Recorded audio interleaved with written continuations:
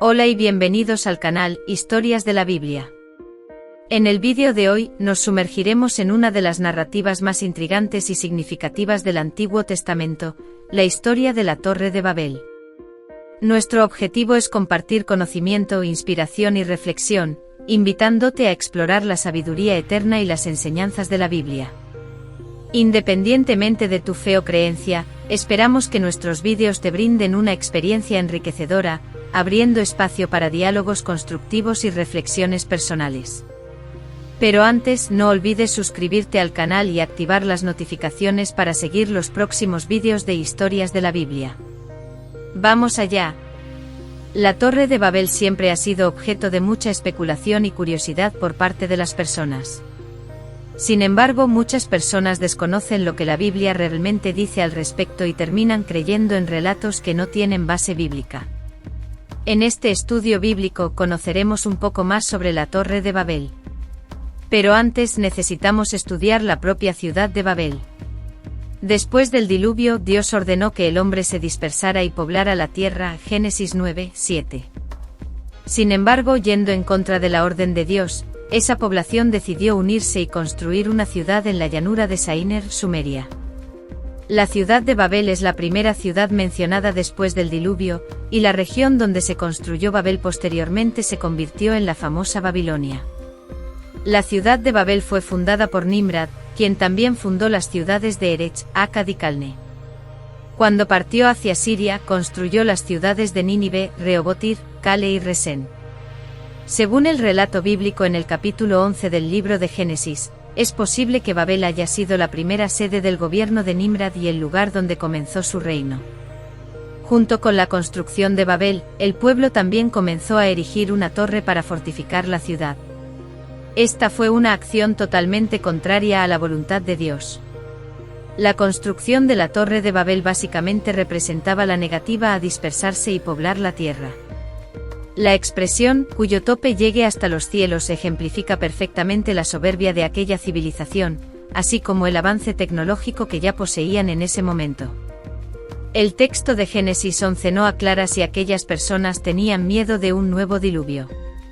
Sin embargo, la estructura de la ciudad, la imponencia de la torre y la insistencia en una sociedad totalmente integrada parecen indicar tal posibilidad. Si eso realmente ocurrió, ese comportamiento, además de ser desobediencia a Dios, también reveló la falta de confianza en la promesa que el Señor había hecho. Dios había prometido que la tierra nunca más sería destruida por un diluvio. ¿Qué significa Torre de Babel? Curiosamente, la expresión Torre de Babel no aparece en el Antiguo Testamento, pero es el nombre comúnmente adoptado para referirse a la torre de la ciudad de Babel. La palabra para torre es Migdol, que significa torre de vigilancia. La palabra Babel proviene de Babel y significa puerta de Dios por la combinación del acadio Bab con el hebreo El. El nombre Babel también puede ser explicado por la etimología popular basada en una raíz hebrea similar, Balal, que significa confusión, mezcla y tiene relaciones fonéticas con la palabra Babel. Es cierto que el nombre Babel se ha convertido en sinónimo de lugar del juicio de Dios, donde ocurrió la confusión de las lenguas y el surgimiento de las diferencias idiomáticas. ¿Cómo fue construida la Torre de Babel?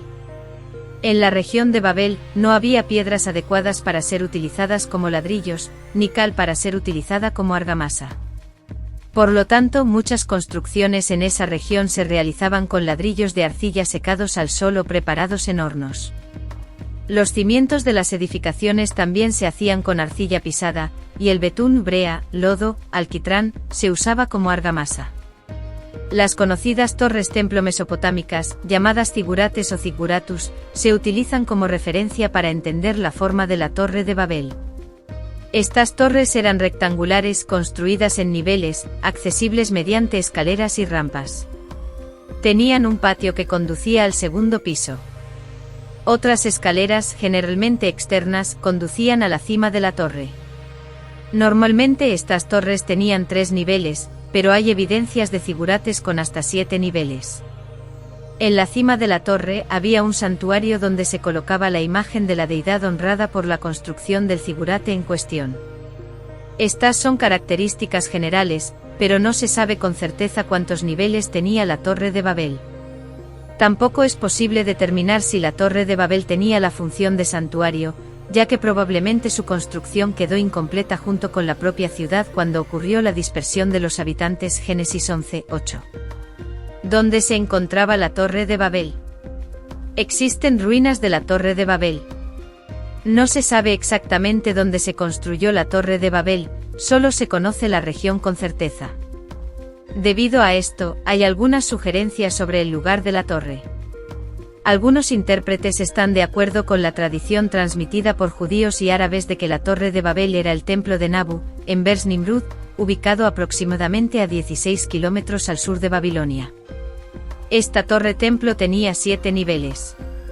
El principal argumento para esta sugerencia es que el nombre Bers Nimrud posiblemente es una variación de Bir Nimrod, que significa Torre de Nimrod. La segunda sugerencia es que la Torre de Babel se encontraba en la ciudad de Babilonia y sería un famoso zigurat llamado Etemenanki, que significa la casa de los fundamentos del cielo y la tierra. Esta construcción tenía forma de una pirámide escalonada y medía aproximadamente 100 metros de altura, con una base de alrededor de 10.000 metros cuadrados. Esta construcción era conocida en la antigüedad como la Torre de Babilonia, y los habitantes del imperio creían que el dios al que adoraban descendía al templo de la torre para comunicarse con ellos. Esta torre fue destruida por Jerjes en el año 472 a.C., y es probable que los escombros fueran removidos por los habitantes de la región. En el lugar solo quedó un enorme cráter. Algunos defienden que la Torre de Babel estaba en Dukurigalzu, al oeste de Bagdad, en Irak. Sin embargo, esta posibilidad no es ampliamente considerada, principalmente debido al hecho de que la ciudad fue construida solo en el 1400 a.C.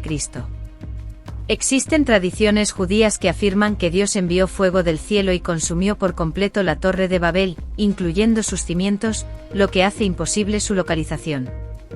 También hay otra tradición que sugiere que la Torre de Babel pudo haber sido derribada por la fuerza del viento, sin dejar rastros. Aunque no se sabe exactamente dónde se encuentra o estuvo la Torre de Babel, es posible comprender su importancia. Tanto la ciudad de Babel como su torre representan claramente la ambición humana desde tiempos remotos. La Torre de Babel es un símbolo vívido de la persistencia humana en desobedecer las órdenes del Señor. El mensaje más significativo de la Biblia sobre la Torre de Babel está relacionado con el juicio de Dios que alcanzó a ese pueblo, resultando en la confusión de las lenguas, la dispersión geográfica de la humanidad y el surgimiento de diversas culturas e idiomas. En el versículo 5 de Génesis 11 se percibe una descripción antropomórfica de Dios descendiendo para observar la ciudad y la torre que los hombres estaban construyendo. En el versículo 6, Dios deja claro que esto era solo el comienzo y que la ambición humana no tendría límites en sus planes y proyectos. Así, Dios juzgó a ese pueblo y los dispersó por toda la tierra. También existe un debate sobre si la confusión de las lenguas fue un evento global o local. Algunos académicos argumentan que este evento ocurrió solo dentro de la historia semita. Desde esa perspectiva, el capítulo 11 sería parte de una sección del libro de Génesis dedicada a la historia semita, lo que resultó en diferentes dialectos solo entre los semitas. Sin embargo, esta interpretación es ampliamente cuestionada. La interpretación más aceptada del capítulo 11 de Génesis es que la confusión de las lenguas tuvo un impacto global. Esto implica que la humanidad estaba concentrada en Babel. Antes de este evento, todos hablaban el mismo idioma, como claramente sugieren los versículos 1 y 6. Por lo tanto, es posible que el autor de Génesis haya utilizado una estructura organizativa y narrativa en la cual la primera parte del capítulo 11 ocurre cronológicamente antes del capítulo 10. En el capítulo 10 se enfatiza la descendencia de Noé y las divisiones geográficas, mientras que en el capítulo 11 se describe cómo ocurrieron esas divisiones con la dispersión de la raza humana. En cuanto al idioma hablado antes de la confusión de las lenguas en Babel, esa es otra cuestión que genera muchas especulaciones. De hecho, no se sabe cuál era el idioma original antes de la confusión de las lenguas en la Torre de Babel. Algunos estudiosos sugieren que podría haber sido el hebreo, pero no hay fundamentos sólidos para esta posibilidad, especialmente considerando que el propio hebreo tiene origen en otros dialectos. Al final de esta exploración de la historia de la Torre de Babel, podemos contemplar la profundidad y las enseñanzas contenidas en esta narrativa bíblica. La construcción de la torre y la confusión de las lenguas son poderosos recordatorios de la importancia de obedecer los mandamientos de Dios y de la necesidad de humildad ante su grandeza. Agradezco que hayas acompañado este recorrido por las historias de la Biblia en nuestro canal. Continúa explorando las riquezas de esta fuente inagotable de enseñanzas e inspírate para vivir una vida con propósito y fe. Hasta el próximo vídeo, aquí en Historias de la Biblia. Que la paz y las bendiciones del Altísimo estén siempre contigo. Que Dios te bendiga.